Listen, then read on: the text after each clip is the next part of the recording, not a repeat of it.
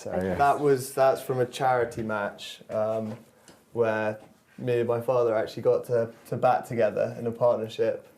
And yeah, we're about to fist bump there in the second picture, I think, after I've just hit a four. It is a really good shot. Well, I think he was quite impressed that day, but no, he wasn't pushy at all with us. I think you hit a four there, about 8 years old. Nice. Yeah. Oh, wow. A late cut.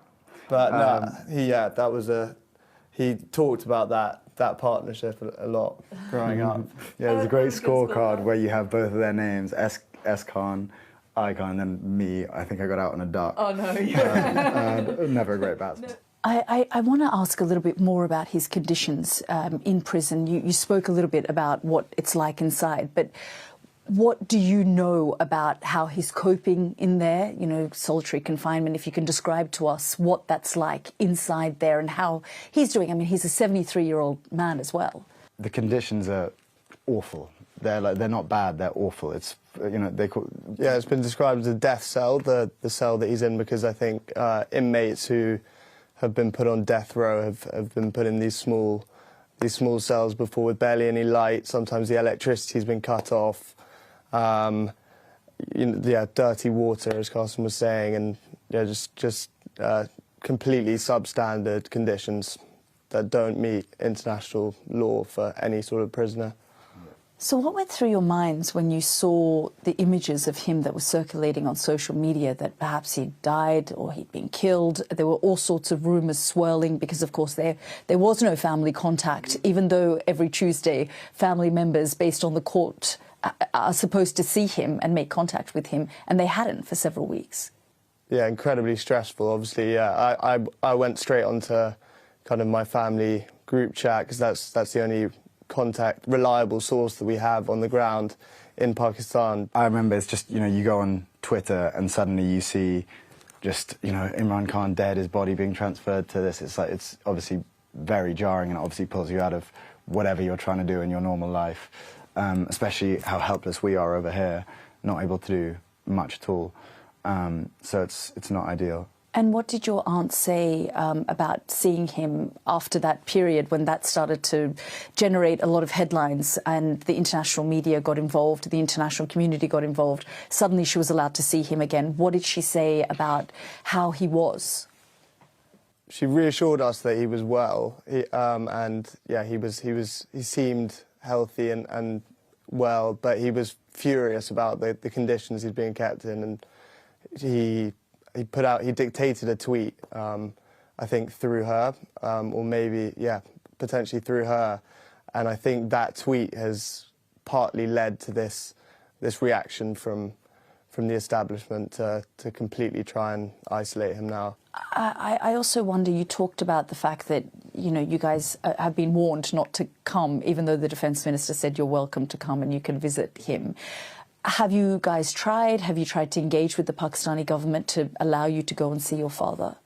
Yeah, we're now planning, because they said it openly, so unless they go against their word again, then we should be hopefully going in January. We applied for our visas, but we were, well, I mean, it hasn't come through yet. We're expecting it to come through, so we're planning a trip in January. And if you do see him, what are you likely to say? I mean, do you think that you would say, look, you've spent this time in prison, you've done your time, you know, perhaps look at cutting a deal? What you have to understand is it's his life. It's literally his passion and his goal. He calls it his life purpose, is to you know, help Pakistan rid it of corruption. And so if he just took a deal and came over to us and lived in England, I know there would be this kind of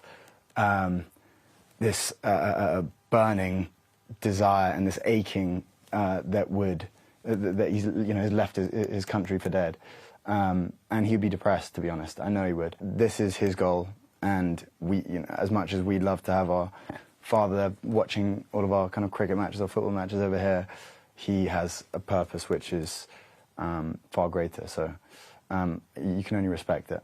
What else would you say to him? I mean, if you could send him a message now through this, what would you say to him?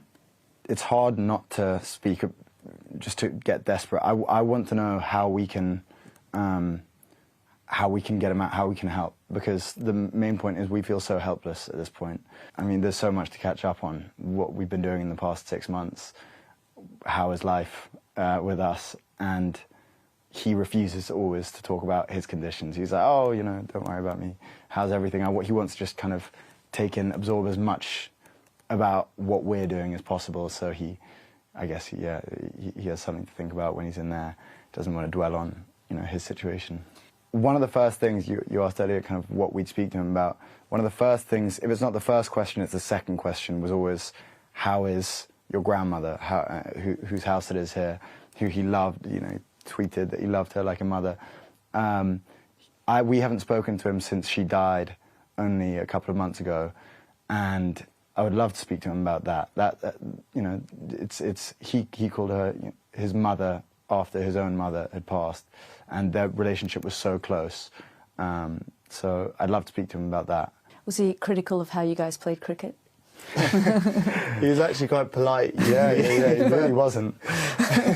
No, he wasn't at all, actually. No, he said, you know, you either have the kind of passion to be professional and then he would push us, or if we didn't want to be, then play it for fun and enjoyment. And I think he realised it was probably the latter. And we're now we've gone from, maybe back then we did love it, but not to the degree that we would play it professionally. Now we're both kind of obsessed. You talked about feeling helpless. I mean, what do you want the international community to do now? What would you like to tell global leaders, people like Donald Trump, for example? You were both in the US recently, and we've seen the evolving relationship between Pakistan and the Trump administration. What would you want to say? I think at minimum just to make sure that the standards of international human rights are being upheld, and right now they're clearly being violated. And democracy in Pakistan is to see how it's deteriorating, and yeah, essentially we just want to ensure that the basic human rights for our father are being respected, and implement the court orders, you know, respect the court orders, and respect the rule of law, really, and allow him to see his personal physician. That's massive, obviously. Allow, you know, basic human rights. It's those three things. And also, if possible, independent monitoring of his conditions, because we have no idea what it's like until someone goes to see him and speaks to him. So I spoke to a representative of the Pakistani government who said to me, you know, we don't have control over what the jail does, and the jail staff and the treatment, and also brought up the 200+ cases of corruption against him and various other cases. How do you react when you hear that from the Pakistani government?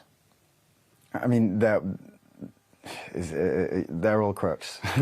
They are the lowest of the low. They'll do whatever it takes, whether it's torture, whether it's disrespecting democracy and you know, rigging an election.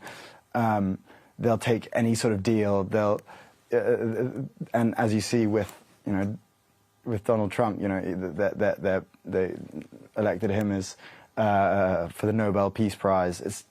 They'll do whatever it takes to stay in power for wealth and for control. It's the current government and the army they're laughable, and it's very, very clear to see how corrupt they are if you do the slightest digging. So there's not much you can say other than they're just it's a crooked system run by crooked people. Yeah, it's not even digging really. I think the international media it's been pretty widely reported that the previous elections in February 2024 were rigged. Their mandate, PTI's mandate was essentially stolen. Everyone knows who the most popular leader in the country is. And the UN, Amnesty International have all called it an arbitrary detainment. I want to ask a little bit more about the fact that the army chief, Asim Munir, they changed the constitution. He's given himself a lifetime amnesty and, immunity. I just wonder, Imran Khan, if he becomes aware of all of these changes, and he may be aware, it's hard to know. what he would be thinking about all of these shifts and changes that we're seeing now in Pakistani politics? I don't think he'd be surprised at all, because I think it's quite clear that it was heading towards basically what it is now, which is a military dictatorship in everything but name. So I think he probably knows about this already, and part of the reason he's being silenced and isolated is because they know that he's inevitably not going to stand for this. Do you think he'll ever get out? Right now, the conditions are getting worse. The people in power are becoming more entrenched, as you say. So it's very hard to see a way out. And a lot of the people we speak to, the kind of advisors, are seeming less and less confident every time we speak to them. So we're now worried we might never see him again. It's good to see this defence minister say, "Oh, welcome, come," because now we actually, we have that recorded. We can go over there and hopefully we can see him. But I still have my doubts.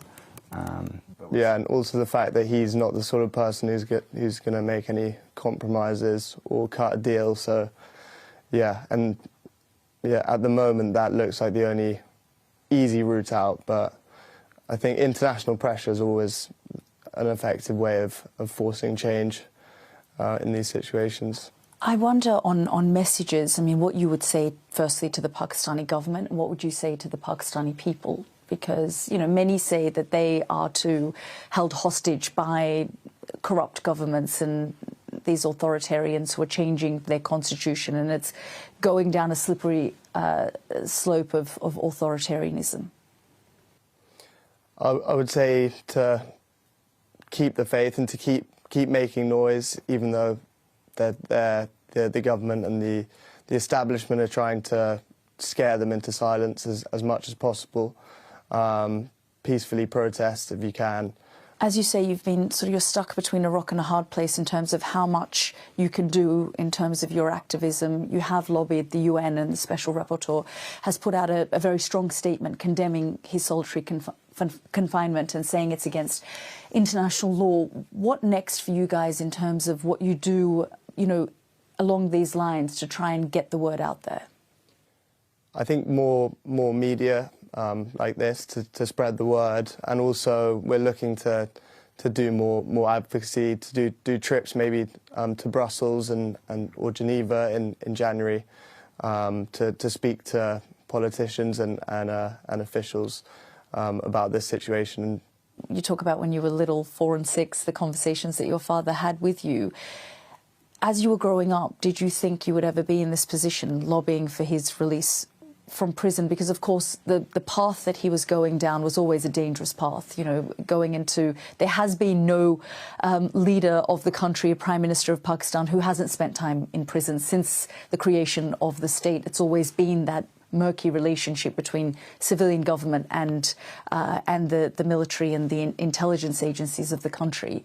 Did you think that you would be faced with this day?